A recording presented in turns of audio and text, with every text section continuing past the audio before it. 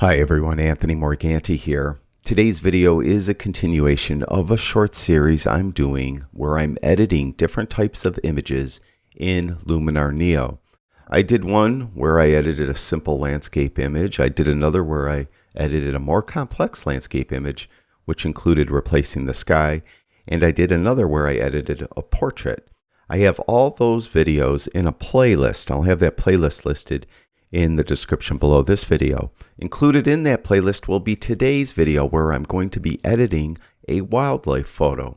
As you can see, I have two images here. They're taken one right after the other of a red-tailed hawk. The reason why I have two, I'm going to edit one of them and then I'm going to demonstrate how to copy and paste the adjustments from one image to another image. Now, it doesn't really matter, I guess, which one we edit. They were both taken with a Nikon D800E and a Nikon 200 to 500 millimeter lens. And I think they're consecutive, yeah, one right after the other. So this one I think actually probably will need to be cropped. And this one I don't think I want to crop. So I think I'm going to edit this one, copy the edits from this one to the other one. And then after I copy those edits to this one, I'll crop this one. So let's start with this one. We're going to go to the edit panel. Now, personally, when I edit wildlife images or even images of my dogs and cats and stuff like that, I want to make them realistic, meaning I don't want to misrepresent what the animal looked like. So that's my style of editing for wildlife images. So I won't be probably doing a heavy edit here. It's going to be relatively light. I captured it pretty much like I wanted to in camera. This is the unedited raw file just to make sure. I'll go down here to actions and you can see revert to original is grayed out. So it's never been edited. So what I'll do is if I were going to crop, I'd crop it now. I like to do that right away. But I'm going to go to the develop raw and I'll stay with the Luminar default profile. White balance I think is fine. So I'm just going to jump right into tone. And I'm going to turn on the clipping indicators right away. I'm going to hit the J key on my keyboard. You can see up here in the histogram, two circles appear in the upper left and right hand side. Those are the clipping indicators, and that indicates that they're on. By the way, if you do not see the histogram, go up to View and go down here and make sure that the histogram, Show Histogram, has a check mark next to it. Now, what I like to do is I'll look at the brightest parts of the image, and I'll just bring highlights down just enough till I see a little, let me reset that. You can see there's a little red here. So I actually am clipping the highlights a touch already. So as I mentioned, I like to bring the highlight slider down until I see some detail in those brightest parts. And I'll zoom in if I need to. Let it render. That looks pretty good. And similarly for shadows, I'll just open those up. In this case, there's nothing exceptionally dark outside of the iris of the hawk.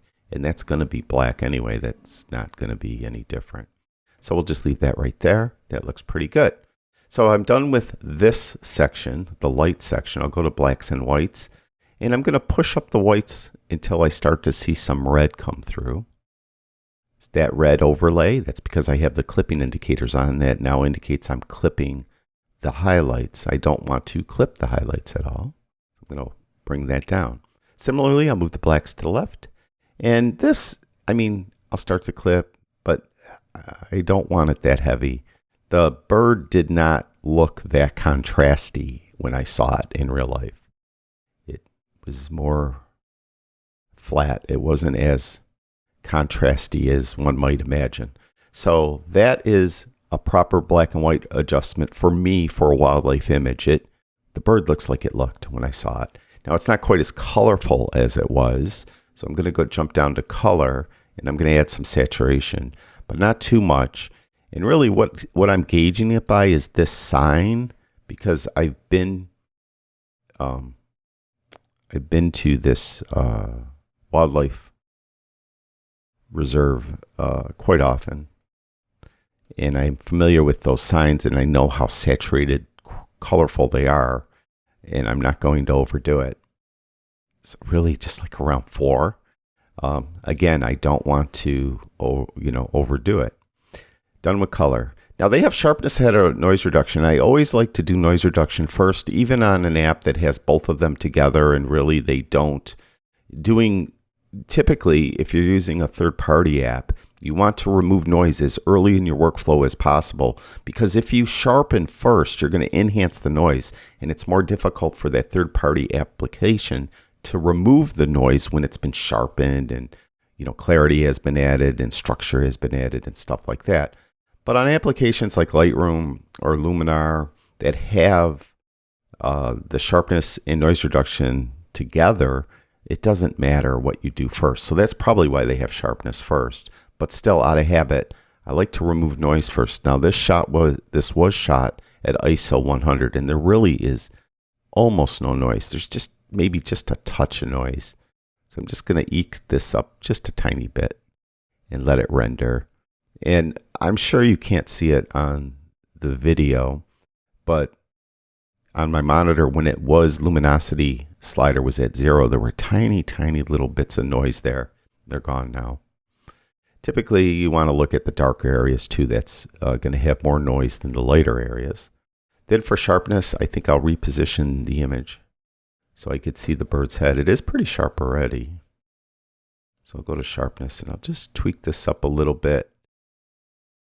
Again, I don't want to overdo anything.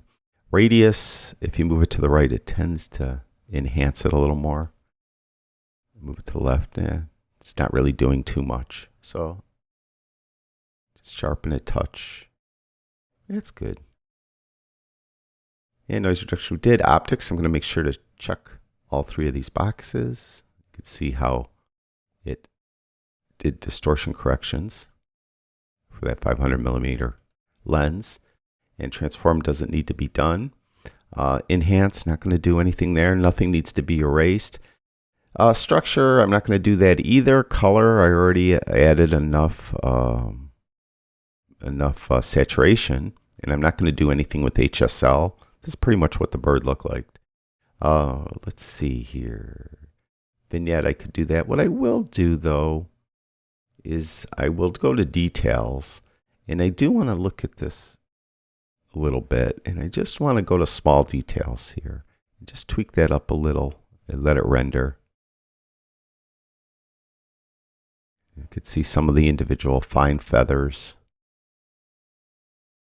of the bird. It looks actually pretty good. And to tell you the honest to God's truth, I think I'm done. I'm going to add a vignette, and I'm not going to choose subject, even though, well, maybe I will. What the heck? So we'll choose subject because it is offset a little bit. The bird isn't bullseyed. It's off to the left, looking up into the empty space to the right. So the center would be right around there. And then I could add this darker vignette around the hawk. And that's that. All right, so this is my edit. Here is before, and there is after. There's before, there is after. Very subtle again. I do have the clipping indicator still on. You might see there's a tiny bit of red right there, but that's all right. I'll turn the clipping indicators off by hitting the J key again on my keyboard. So overall, I think it looks pretty good. I probably could come in and maybe I'll go to my edits and I'll go to my develop edits, and I'm going to go to the blacks and whites, and I am just going to make the blacks just a little bit darker. Just a touch. I think that's more realistic. So, again, here is before and after. So that's it. Now we're going to go back to catalog. We have the 2 images. This is the active image. You can see the blue highlight around the outside of the thumbnail there. We're going to go up to image, adjustments, copy adjustments. Then we'll go to this one and we'll go to image, adjustments, paste adjustments. And now the edit got added to this one. We'll go to the edit panel. Let everything render. Now again, I'll do a before after on this. There's before and after. Now I want to crop this one, so I'm going to go to the crop tool. And this crop AI, I've never used crop AI and saw that it did a great crop. Like, I'll try it. And that's horrible. I don't want that crop. So crop AI in my opinion, needs a lot more work. It just doesn't do what it's supposed to do, what it claims to do. So I'm going to go to the ratio, and I'm going to make this a 4:5 ratio. I like to stay with standard ratios in case I want to print the image. You could find, 8:10 paper, right? So 4:5 ratio, I could get a borderless print out of this. I'm just going to move it down. Why isn't this moving? There we go.